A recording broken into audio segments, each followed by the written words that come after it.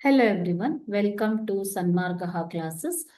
13ನೇ ಪ್ರಶ್ನೆ ಸಾಮಾಜೀಕರಣ ಎಂಬಂತಹ ಚಾಪ್ಟರ್ ಇಂದ ಸಾಮಾಜೀಕರಣದ ಎರಡು ಪ್ರಮುಖ ಮಾಧ್ಯಮಗಳು ಯಾವುವು ಅಂತ ಕೇಳ್ತಾ ಇದ್ದಾರೆ ಮಕ್ಕಳು. ಸಾಮಾಜೀಕರಣದ ಎರಡು ಪ್ರಮುಖ ಮಾಧ್ಯಮಗಳು.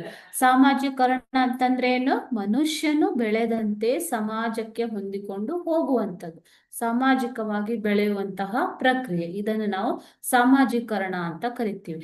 ಇದರ ಎರಡು ಪ್ರಮುಖ ಮಾಧ್ಯಮಗಳು ಅಂತಂದ್ರೆ ವಯಸ್ಸು, ಅನುಭವ ಮತ್ತು ಹಿರಿಯರು ಬೀರುವಂತಹ ಪ್ರಭಾವ, ಸಮವಯಸ್ಕರು ಹಾಗೂ ಸ್ನೇಹಿತರು. ಇವು ಸಾಮಾಜೀಕರಣದ ಎರಡು ಪ್ರಮುಖ ಮಾಧ್ಯಮಗಳು. ಓಕೆನಾ? ಸಮಾಜೀಕರಣದ ಬಹುಮುಖ್ಯ ನಿಯೋಗಿಗಳು ಇಲ್ಲಿ ಸಮವಯಸ್ಕರು ಹಾಗೂ ಜೊತೆ ಆಟಗಾರರು, ಸ್ನೇಹಿತರಾಗಿರುತ್ತಾರೆ. ಮಗುವಿನ ವಯಸ್ಸು, ಯಾವ ರೀತಿ ಮಗು ಬೆಳೆದಂತೆ ಬೇರೆ ಬೇರೆ ವಿಷಯಗಳನ್ನ ಕಲಿಯುತ್ತಾ ಹೋಗುತ್ತದೆ, ಅದು ಅನುಭವ. ಓಕೆನಾ?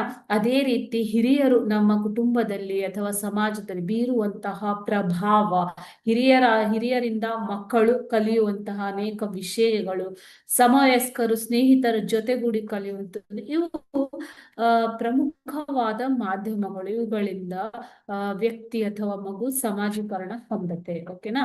Thank you.